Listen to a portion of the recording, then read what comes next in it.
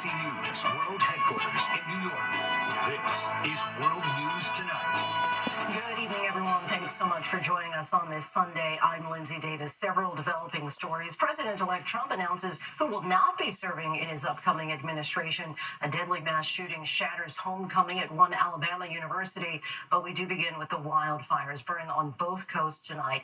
Here in the Northeast, an unprecedented stretch of dry weather is fueling fires outside New York City, and they are now deadly. This weekend, an 18-year-old New York Parks employee died battling a blaze near the New Jersey border. The fires created a haze over parts of the region and multiple air quality alerts. And in the West, Southern California's mountain fire has already burned through 30 square miles and destroyed more than 130 structures. Firefighters are struggling to get the upper hand. ABC's Morgan Norwood leads us off with the latest. Tonight, firefighters in New York and New Jersey racing to put out a dangerous wildfire that's already claimed at least one life. The Jennings Creek fire burning in a rural area about 35 miles northwest of New York City. The 2,500-acre blaze, 0% contained, threatening more than 24 structures. Conditions, tender dry, and residents like Doug Jones on edge. With the dryness, I'm concerned about embers flying over into my house. Families like Joseph Toomey's preparing in case they need to evacuate. My wife and I packed up some bags for ourselves and our kids in case we get that order. Everything's kind of ready in the car. And tragically, officials say 18-year-old Dario Vasquez, a New York State Parks and Recreation aide, was killed battling the fire on Saturday. It's heartbreaking. It's very unfortunate. Wildland firefighting is one of the most dangerous jobs someone can have. And in the West, the mountain fire scorching more than 30 square miles west of Los Angeles since Wednesday. The fire's rapid spread, fueled by what was the strongest Santa Ana wind event of the year, destroying more than 130 structures.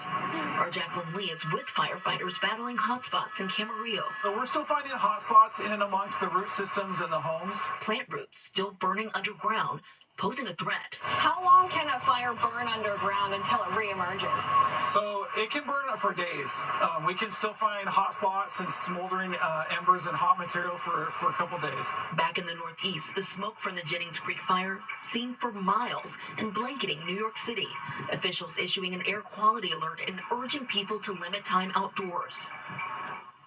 And Lindsay, even with the rain in the forecast, fire officials tell me here in New Jersey, they worry that rain won't be enough to help knock down the flames. Still, there are hundreds of firefighters on the ground. They are still working as we speak around the clock, and it could take days before they get this fire under control, Lindsay. All right, Morgan, our thanks to you. The region, of course, desperately in need of rain. Let's bring in ABC News meteorologist Samara Theodore.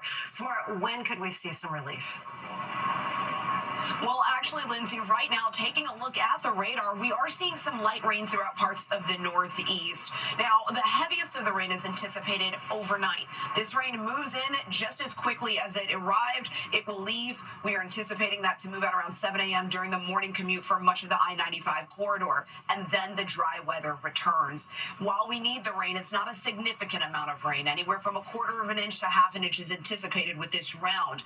Therefore, the drought continues. We have an exceptional drought for places like West Virginia and Ohio. Southern New Jersey is under an extreme drought, and they haven't seen that in about 22 years. The fire weather risk will continue to remain elevated on the East Coast in the coming days. We're also monitoring the West Coast, where the Santa Ana winds are anticipated to pick up at the top of this week. Lindsay? All right, not the conditions those firefighters need. Samara, thank you. Now to the Trump transition. The president-elect announced this weekend that former Secretary of State Mike Pompeo and former UN Ambassador Nikki Haley would not be part of the White House. Trump is now at his Florida home, where security has been increased. Officers are now patrolling in boats. What we're learning about the new administration's priorities. Here's ABC's White House correspondent, Mary Alice Parks. With Donald Trump now projected to win the state of Arizona, the president-elect tonight sweeping all 7 battleground states in a commanding 312 electoral college victory, as Trump's transition team ramps up plans to fill out his cabinet. Trump announcing 2 former officials who will definitely not be returning: his former UN ambassador Nikki Haley and former Secretary of State Mike Pompeo. They both endorsed Trump, but were also critical of his leadership, Haley even running against him. Both also wanted to keep U.S. support of Ukraine in its war against Russia. White House National Security Advisor Jake Sullivan says President Biden will use all resources available before he exits office. President Biden will have the opportunity over the next 70 days to make the case to the Congress and to the incoming administration that the United States should not walk away from Ukraine, that walking away from Ukraine means more instability in Europe. Trump tonight also weighing in the race for Senate Majority Leader, demanding those Republicans seeking the top post change how the Senate does business to give him more power to make appointments during a recess without Senate approval. After Trump's resounding win, Democrats face an identity crisis. Senator Bernie Sanders arguing the party did not do enough to speak to the economic hardship felt by so many voters. Why aren't we saying, yes, healthcare is a human right. We're going to take on the insurance companies and the drug companies. These are without exception popular ideas that Democrats, Republicans, and independents support. President-elect Trump is scheduled to meet with President Biden in the Oval Office here Wednesday. Biden promising to help Trump with a smooth transition, though, of course, Trump did not do the same 4 years ago. Lindsay? Mary Alice from the White House, thanks so much. FEMA is investigating a former employee for what it calls reprehensible actions. The agency says a supervisor was fired after telling her team that was helping hurricane victims not to go to homes with Trump signs.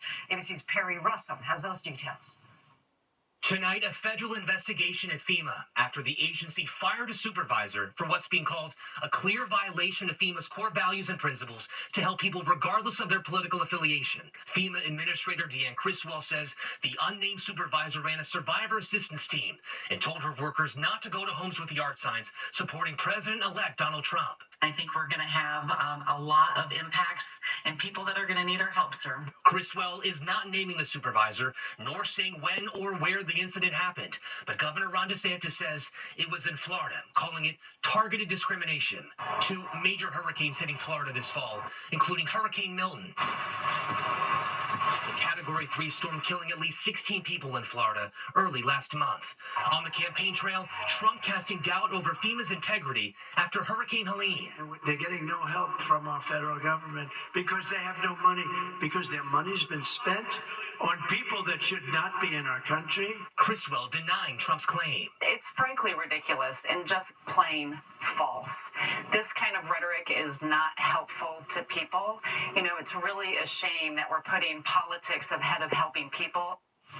Criswell is calling the supervisor's actions reprehensible. She is also not saying whether or not the workers did what they were told to do and skip homes. Lindsay? Perry, thank you. Authorities in Alabama are appealing to the